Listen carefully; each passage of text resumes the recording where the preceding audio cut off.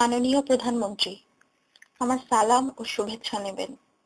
আপনাদের নির্বাচনী ইস্তেহারে প্রতিবন্ধীদের জন্য অনেক কিছুই করার অঙ্গীকার করা হয়েছে।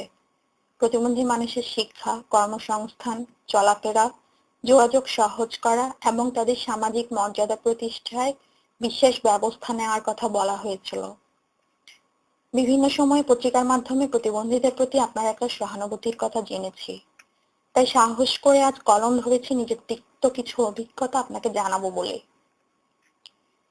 ছোটবেলা থেকেই আমি মাসকুলার ডিস্ট্রফি নামের এক ভয়ঙ্কর রোগে আক্রান্ত, যা নিরাময় যোগ্য নয়। বেশি দূর পড়ালেখা করার সুযোগ হয়নি। স্বাভাবিকভাবে হাঁটতে পারতাম না বলে সবাই যেন কেমন করে তাকিয়ে থাকতো। অথচ বাইরের দেশগুলোর পরিবেশটাই এমন, সুস্থ সুন্দরভাবে বাঁচার জন্যে কিংবা প্রতিবন্ধীদের ভবিষ্যৎ মজবুত করার লক্ষ্যে প্রতিবন্ধীদের পরিবার এবং সেখানকার মানুষেরা অনেক বেশি সচেতন। যেমন সিঙ্গাপুর মাসকুলার ডিস্ট্রফি অ্যাসোসিয়েশনের ম্যানেজার পদে কর্মরত সেলিনা রো ছোটবেলা থেকেই একই রোগে আক্রান্ত, অথচ ইলেকট্রিক হুইল চেয়ারে বসে সংসার ও কর্মস্থল স্বাভাবিকভাবেই চালিয়ে নিচ্ছেন তিনি। 30 বছর বয়সী কম্পিউটার ইঞ্জিনিয়ার হ্যারির অবস্থা আরো করুণ। কখনো তাদের ছেলে সুস্থ হয়ে উঠবে না জেনেও মা বাবা ধৈর্যহারা না হয়ে প্রতি পদে পদে নানাভাবে তাকে উৎসাহ জুগিয়েছে। আর আমার জীবনটা কেটেছে 4 দেয়ালের আবদ্ধ ঘরে, বিছানা আর চেয়ার, এই নিয়েই আমার ছোট্ট ভুবন। সারাদিন টিভির রিমোট চেপে চ্যানেল ঘোরানো বা বই। এরই মধ্যে আমার ছোট বোনেরও একই রোগ ধরা পড়লো। চোখের সামনে দেখতে পেলাম তার জীবনে চলার পথে সবগুলো দরজা বন্ধ হয়ে যাচ্ছে একে একে। আমার অসহনীয় যন্ত্রণাময় জীবনের প্রতিচ্ছবি তার চেহারায় ভেসে উঠতে দেখে মনটা বিদ্রোহী হয়ে উঠতে লাগলো। আমার মাকে প্রাণপণ বোঝাতে চেষ্টা করে যাচ্ছে যাতে আমার মতো তার লেখাপড়া বন্ধ হয়ে না যায়। আমার মাও চেষ্টা করতে চান, কিন্তু আবার বলে ওঠেন খুব বেশি হলে এসএসসি পর্যন্ত হয়তো পড়াতে পারবো, ততদিনে ওর শরীরের অবস্থা আরো খারাপ হবে। সবার সামনে দিয়ে ওকে কোলে করে আনা নেওয়া ইত্যাদি ইত্যাদি হাজারো সমস্যা।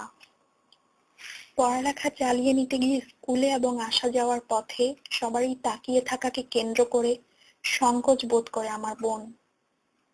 মানুষের বিভিন্ন বাজে মন্তব্য তাকে কাঁদায়, ভাবায়, যা অনেক বছর আগে আমাকেও সহ্য করতে হয়েছে। আমার বর্তমান শারীরিক অবস্থা প্রচন্ড খারাপ, তবুও আপনাকে জানাবার ভীষণ রকম তাগিদ থেকেই শরীরের উপর জোর খাটিয়ে লিখতে বসেছি। শুধু আমিই নই, বাংলাদেশে বর্তমানে 1.5 কোটি প্রতিবন্ধী আছে, আর এই সংখ্যা গড়ে 2.5 লক্ষ করে প্রতি বছর বাড়ছে এবং তারাও একই পরিবেশে বেড়ে উঠছে। আমি মনে করি বাইরের দেশগুলোর সেই পরিবেশ আমাদের দেশেও গড়ে তোলা অত্যন্ত প্রয়োজনীয়। আপনি জনগণের ভালো মন্দ দেখার কঠিন দায়িত্ব নিয়েছেন। আপনি আমার মায়ের মতনই, তাই আপনার কাছে আমার কিছু প্রশ্ন। আমি যদি আপনার মেয়ে হতাম, সমাজের চোখ থেকে আমাকে এভাবে আড়াল করে রাখতে পারতেন? আপনিই বলুন। আমার সুস্থ ভাইয়েরা যদি পড়ালেখা করে নিজের ভবিষ্যৎ গড়ার স্বপ্ন দেখতে পারে, আমাদের কি অপরাধ? আমাদের দেশেই কেন প্রতিবন্ধী মানুষের প্রতি এমন বৈষম্যমূলক আচরণ? জীবনের শুরুতেই তাদের জন্য সবকিছুতেই কেন হয়ে যায় না? স্কুল, কলেজ, বিশ্ববিদ্যালয়, খেলার মাঠ, বিনোদন কেন্দ্র, আত্মীয় স্বজনের বিয়ে, আচার অনুষ্ঠান, সবকিছুতেই তাদের প্রবেশ নিষিদ্ধ। ধীরে ধীরে এই সমাজের হয়েও যেন অবিচ্ছিন্ন একটা অংশ হয়ে পড়ে তারা। কেন? টিভিতে প্রায় এইডস সচেতনমূলক প্রচুর বিজ্ঞাপন দেখি। এইডস নিয়ে এত প্রচার।